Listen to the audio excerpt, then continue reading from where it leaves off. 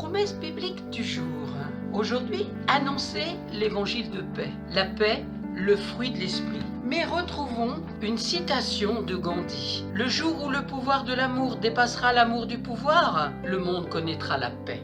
Annoncer l'évangile de paix. Nous devons mettre pour chaussure à nos pieds le zèle que donne l'évangile de paix. Vous pouvez retrouver cela dans Éphésiens chapitre 6 verset 15. Les chaussures de paix font partie des armes de Dieu dont nous devons nous revêtir afin de lutter contre les ruses du diable. Celui donc qui ne marche pas dans l'évangile de paix est vulnérable au niveau de ses pieds. En effet, la marche dans l'évangile de paix nous permet d'avoir des pieds spirituels en bon état selon qu'il est écrit qu'ils sont beaux les pieds de ceux qui annoncent la paix, de ceux qui annoncent la bonne nouvelle. En tant que disciples de Christ, il est ainsi nécessaire d'annoncer l'évangile sans cesse, car c'est par l'évangile que les hommes pourront recevoir la paix du Christ.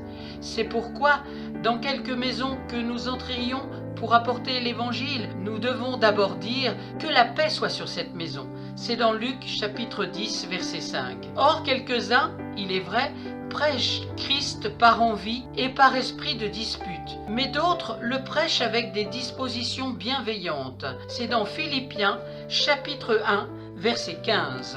Nous sommes appelés à prêcher l'évangile dans la paix, car là où il y a un zèle amer et un esprit de dispute, il y a du désordre et toutes sortes de mauvaises actions. C'est dans Jacques chapitre 3 verset 16.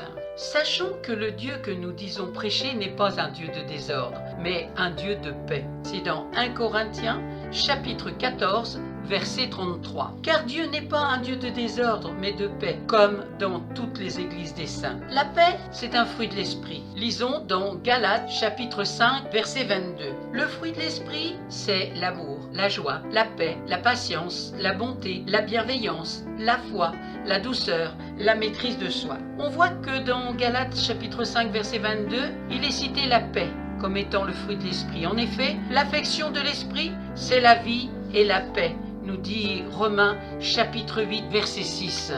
De fait, la nature humaine tend vers la mort, tandis que l'esprit tend vers la vie et la paix. C'est pourquoi le royaume de Dieu, le règne de Dieu dans nos vies, ne consiste pas dans le manger et le boire, mais plutôt dans la justice, la paix et la joie par le Saint-Esprit. C'est dans Romains chapitre 14 verset 17. Lorsque donc nous prions pour le règne de Dieu dans nos vies, soyons conscients que ce règne ne consiste pas en des bénédictions matérielles, financières ou autres, mais plutôt à la manifestation du fruit de l'Esprit. Car c'est en manifestant de bonnes œuvres que les hommes pourront voir le règne de Dieu dans nos vies et glorifier notre Père qui est dans les cieux. C'est dans Matthieu, chapitre 5, verset 16. Jésus dit à ses disciples, de même que votre lumière brille devant les hommes, alors voyant ce que vous faites de bien, ils rendront gloire à votre Père qui est dans les cieux. La recherche de la paix intérieure. Nous ne pouvons pas apporter la paix aux autres si nous n'avons pas d'abord la paix en nous-mêmes. La paix de Christ à laquelle nous avons été appelés pour former un seul corps doit régner dans nos cœurs. Colossiens chapitre 3 verset 15. Que la paix de Christ à laquelle vous avez été appelés pour former un seul corps règne dans votre cœur et soyez reconnaissants. C'est pour cela qu'en quittant cette terre, le Seigneur Jésus nous a laissé sa paix. Dans Jean chapitre 14 verset 27.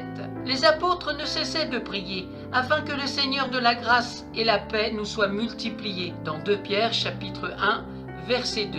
Sachant toutefois que cette paix nous est multipliée par la connaissance de Dieu et de Jésus notre Seigneur. Merci pour votre écoute, merci d'avoir pris du temps pour écouter Promesse biblique du jour.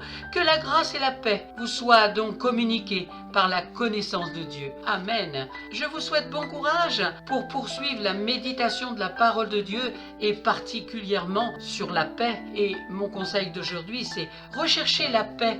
Elle se trouve dans la présence de Dieu. Je vous souhaite bon courage et je vous dis à bientôt.